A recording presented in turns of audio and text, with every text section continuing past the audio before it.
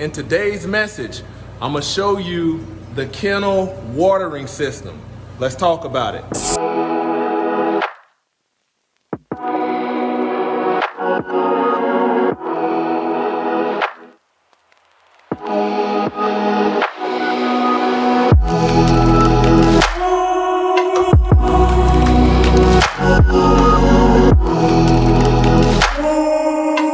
Glory to the Most High, Yah Shalom. Thank you for tuning into another Righteous Spiritful episode. You know, when I get breaks from work, like my lunch break, things like that, you know, sometimes I have to use that and, you know, come back and take care of the business because I do work a full-time job. And then my family also, we run a kennel business. So today I'm gonna show you our kennel watering system that we use for water supply. And just to give you, you know, some understanding, if you want to get in this line of business and you're on the outskirts outside of city limits, you might not be near a faucet or don't want to pay the expense of having plumbing ran underground and then have the water, you know, plumb to the doggone building.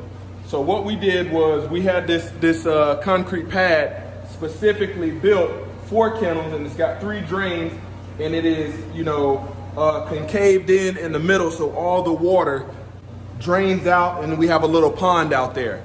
But for our kennel watering system specifically, I found these IBC totes. Let me show you that right there. These IBC totes on Facebook for like $100, and the dude was selling 3 of them. They had all kind of different stuff in there. The process to clean them was, you know, I took a gallon or a half gallon of dish detergent, put in there, filled it up with water, let it eat away at all the grum, and then I drained it out, this big spout right here, and then filled it back up with water, put baking soda in there, a whole bunch of baking soda to cut the soap residue and anything left in there, and then flush it one more time. You know, these right here, this is 250 gallon tote right here. So since my building is not near a water spigot, I'm about 75 feet from a water spigot. So what I do is I fill this up, and then I got a gator lock adapter, a big gator lock adapter, like a 2-inch, 3-inch adapter. Found some basic, let me zoom and show you this. Some basic plumbing from like Lowe's, faucet connectors, got a plug right here. And the adjustment that I just made was yesterday, I raised it up so I wouldn't have to bring my bowls over here to get filled up every time, because in the past, it was a time-consuming process to fill up these bowls with just a spout. So I added a double spout, and then if I do need to fill up bowls or get additional water, I can do so right here for my mop buckets or for cleaning bottles or anything like that. But what I did was I took an old hose and pretty much tighten that up and pretty much cut the other end off because it had a leak in it. And then just to show you, we got a dog today, dog named Max. Max, come here. Yep, he's spending 2 nights with us. Beautiful dog, German Shepherd. But what I did was, you know, since this hose had a leak on one end, I kept the good portion of it, put a fixture in there where I can shut it off and turn it on, and then I can just pretty much put it in there, turn the handle on, and water the bowls as need be. Like you can see the setup right there. We got the dog bed, the food, the water, you know, so that's just making adjustments on the fly. And then I'll show you the outside watering for, you know, we keep this one filled up.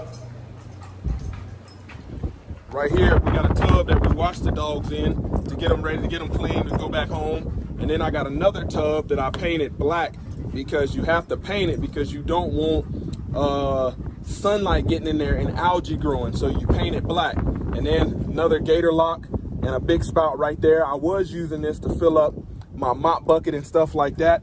But now I got now I have the capability to do it inside. Probably don't even have to use this one. And then when I painted them, you know, I put a piece of tape right here as I painted it so I can see the water level. I know when it's getting low. As you can see right here, that's my water level. I'll let this one go down and before I fill it back up. But if it's above here, I know I'm good to go. And then same with this one right here. I filled this one up. I didn't fill it all the way up, but I filled it up yesterday, and you can see the water level right there. I took the tape, painted this one tan because it's not in direct sunlight, but there is light in here. And then the main adjustment was I had this sitting on the floor and it wouldn't gravity feed through the line because there wasn't enough weight, you know, enough height to push the water through.